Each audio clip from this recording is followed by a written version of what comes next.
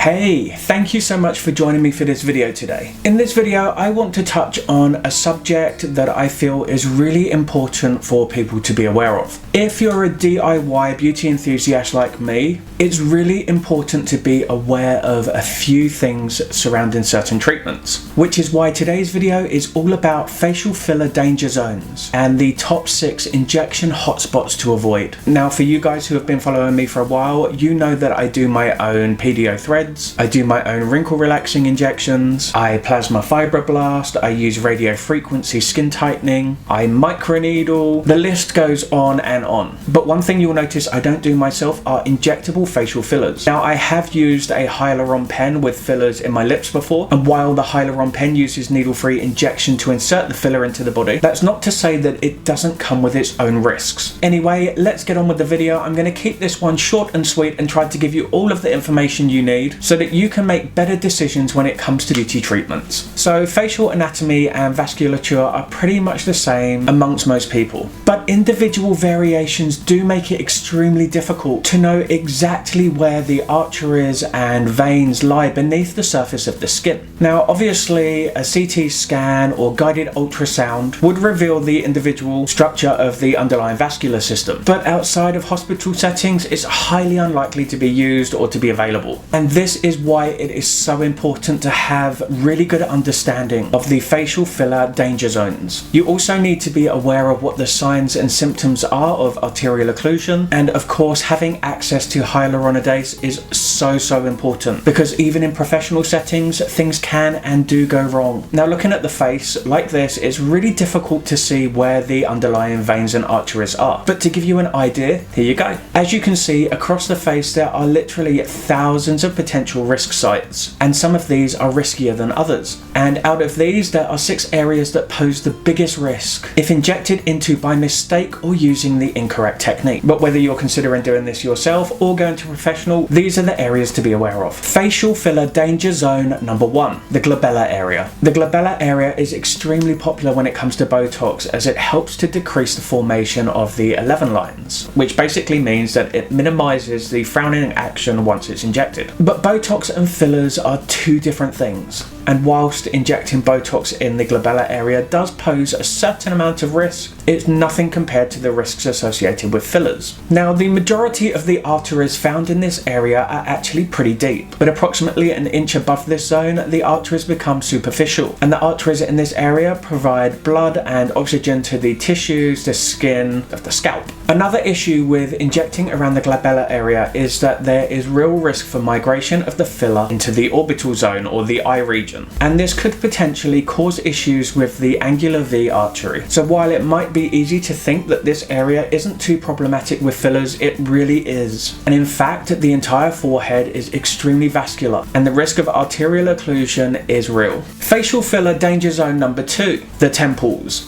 The temples are where you find the mid-temporal vein and the superficial temporal artery, and accidentally injecting into the superficial temporal artery could cause visual issues, and these can be pretty significant. Accidental injection into the temporal vein could see filler migrate into the jugular, which could cause a potential non-thrombotic pulmonary embolism. So when it comes to injecting around the temples, using proper technique, a blunt cannula, and knowing exactly where to avoid is super important. Facial filler danger zone number 3, the infraorbital region. You'll find this located in and around the area where the tear troughs are, and it's normally where most people notice depressions or hollows around the under eye area. This is notoriously one of the most tricky areas to inject into, as both the infraorbital nerve and artery are found in this area, and if you happen to inject into the infraorbital artery, migration of filler into the ophthalmic artery can cause blindness. It's a really risky area, and it's one of the reasons why even a majority of professionals don't like treating this zone. Facial filler danger zone number 4, the nose. So the arteries and veins that are in the nose all lie extremely superficial and are pretty close to the surface. And this is why it's one of the main areas for experiencing complications from fillers. The dorsal nasal artery has a direct link to the ophthalmic artery, which of course, as we've already touched on, is connected to the eyes, meaning that what you consider to be a simple injection into the nose could actually cause blindness. But the nose area also carries a lot of other risks. Even if you manage to avoid avoid arterial occlusion. The risk of compressing or placing pressure on veins and arteries in the nose could decrease or completely stop circulation in the area, which could result in alar or tip necrosis, which is basically the death of the tissue in that area. Other issues include ocular ischemia, partial or complete visual loss, and significant pain and swelling not only in the immediate area but any areas where the arteries feed to. Facial filler danger zone number 5. The nasolabial folds. The nasolabial folds run between the nose and the outer corner of the mouth, and they are also known as the marionette lines. They're also one of the biggest concerns that most people have when it comes to aging. The thing is that they are also one of the most dangerous places that you could inject hyaluronic acid or collagen or any other type of filler. And injecting into the nasolabial folds is the second most common cause of filler-related blindness. In this area, you'll find the facial artery. The lower 2/3 of this artery are actually pretty deep and they are concealed and covered by muscle. But in the upper third, it becomes extremely superficial, especially as it starts to approach the nose. And if you happen to accidentally inject filler into this artery, occlusion can restrict the circulation to the nose and the distal arteries that feed into the eyes. So if your nasolabial folds are an issue that you want to resolve, visit a professional to have your fillers done or look for an alternate treatment that can help to soften them and lift them. Facial filler danger zone number 6. The peri-oral area, or the lips. When it comes to injecting in and around the lips, there are 2 different arteries that you need to be careful of. These are the inferior labial artery and the superior labial artery. The inferior labial artery branches off of the facial artery and is typically found on the wet-dry border of the lower lip. The wet-dry border of the lip is where your lips come together naturally and where one half of the lip is wet, typically behind, and the frontal part is dry, hence the name wet-dry. The superior labial artery is found on the wet border of the upper lip and branches towards the nasal septal and alar branch of the nose. Occlusion of these arteries could lead to necrosis of the lips, of the nasolabial area, and of the nose. And compression of these arteries using incorrect technique could lead to poor circulation, pain, and significant swelling. Of course, there are plenty of no-go zones on the face when it comes to injecting filler, and certain areas are way more riskier than others, which is why I really believe that it's so important to understand facial anatomy,